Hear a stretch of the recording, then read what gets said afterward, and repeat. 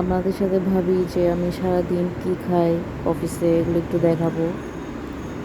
তো সারাদিন একটা অফিসে আসলে দেখানোর মতো সময় সুযোগ কোনোটাই হয় না।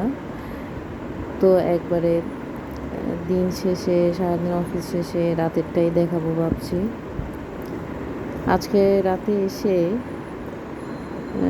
মনে হলো যে কিছু করব না, দু একটা চিংড়ি ভেজে নিই।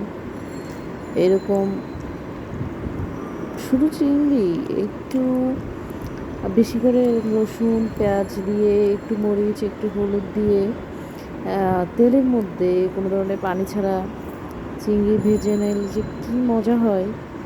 সাথে একটুখানি আমরা লেবুর রস দিয়ে দিই। আসলে দু একটা চিংড়ি থাকলে কিছুই লাগে না।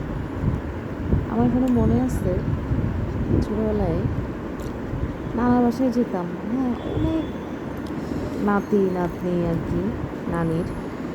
তো নানা বাড়িতে আবার মানে গ্রামের দিকে আশেপাশে খাল বা নদী কিছু একটা ছিল, খুবই ভালো মাছ পাওয়া যেত আর কি। তো ছোটো সাইজের একটু চিংড়ি পাওয়া যেত। এখনও যায় হয়তো, নানা বাসায় আর যাওয়া হয় না, যায় তো অবশ্যই। তো ওই চিংড়ি হচ্ছে বিশাল একটা কড়াইতে করে নানি ভাজি করতো। তো যতই বেশি করে রান্না করুক, মানুষের সংখ্যা অনেক বেশি, 18-20 জন নাতি নাতনি, ছেলে মেয়ে, ছেলের বউ, মামি, খালা, এরা মিলেও আছে 10-12 জন। তো যাই হোক, আমরা আগে বাচ্চারা খেতাম। তো নানি কী করতো, সবাইকে এরকম মুঠি করে করে করে পাতের মধ্যে ভাজা চিংড়ি দিত।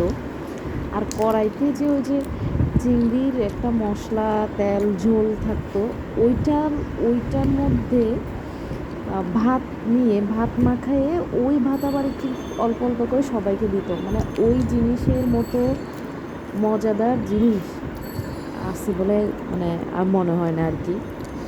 সো আজকে আমি আমি আজকে না আমি প্রায়ই চিংড়িই খাই, হ্যাঁ। মানে জীবনে হচ্ছে দুটো জিনিস বাদ দিতে পারবো না সোফার, যেটা বুঝলাম। একটা হচ্ছে চিংড়ি, আরেকটা হচ্ছে সকালবেলা চিনি ছাড়া ব্ল্যাক একটা কফি।